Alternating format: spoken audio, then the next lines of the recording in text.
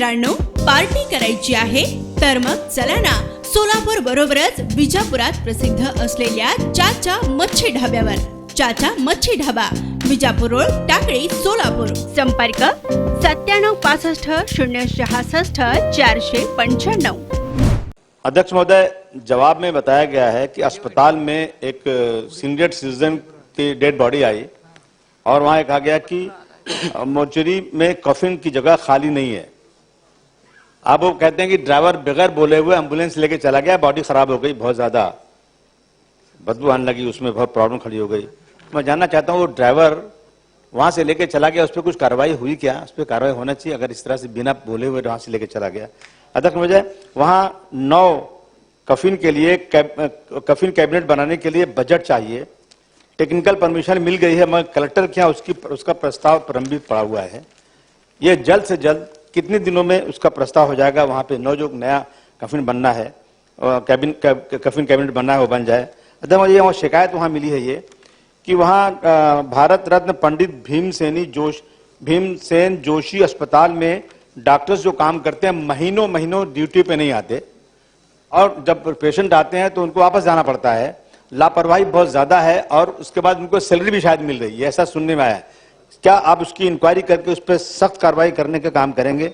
अध्यक्ष महोदय, अस्पतालों में जा रहे हैं लोग, बेड नहीं मिल रही है, दवाएं नहीं मिल रही, सुविधाएं नहीं है। मैं मंत्री महोदय से कहना चाहता हूं, मंत्री महोदय, सरकार बहुत बड़े वादे कर रही है कि हम फ्री इलाज कर रहे हैं, 5 लाख रुपए का बीमा हो गया है, एक सेंट्रल गवर्नमेंट की स्कीम, महाराष्ट्र गवर्नमेंट की स्कीम।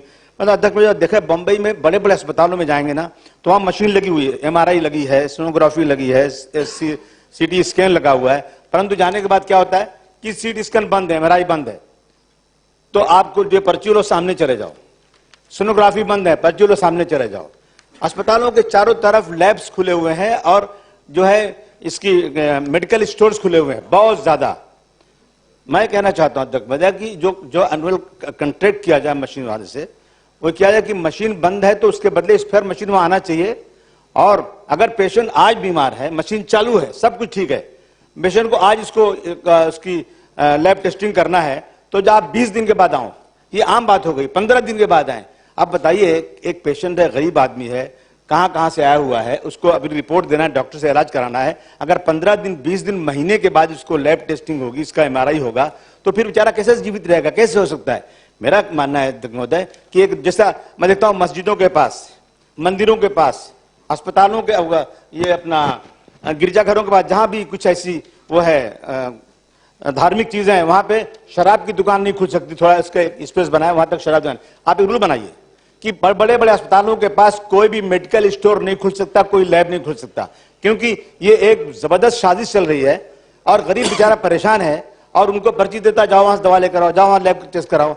इन चीजों पे आपने वादा किया मुझे कि आप शताब्दी अस्पताल और जो आप आए थे, आप खुद मैं धन्यवाद करता हूं आपका, आप आए थे वहां पर शिवाजी मिलिट्री होम के अंदर, वो अस्पताल जो है 2 साल पहले शुरू हो गया, अभी तक सुविधाएं नहीं है और जैसा लगता है कि कोई माली 7 माले का इतना ज्यादा करोड़ों रुपया खर्च कर अस्पताल बना हुआ है, एक डिलीवरी का ऑपरेशन ही नहीं होता। अभी एक हो गया, एक लेडी बेचारी गई वहां पे और कहा भाई ये क्रिटिकल पोजीशन है, यहाँ इलाज नहीं कर सकते, उसको भेज दिया साइन में सुबह सवेरे 5 बजे से लेकर 12 बजे तक वो औरत चिल्लाती रही, मुझे फोन करती रही, मैं ढूंढता रहा किसको बोलूं क्या। 12 बजे के बाद उसको अंदर लगे, फिर उसका ऑपरेशन हुआ।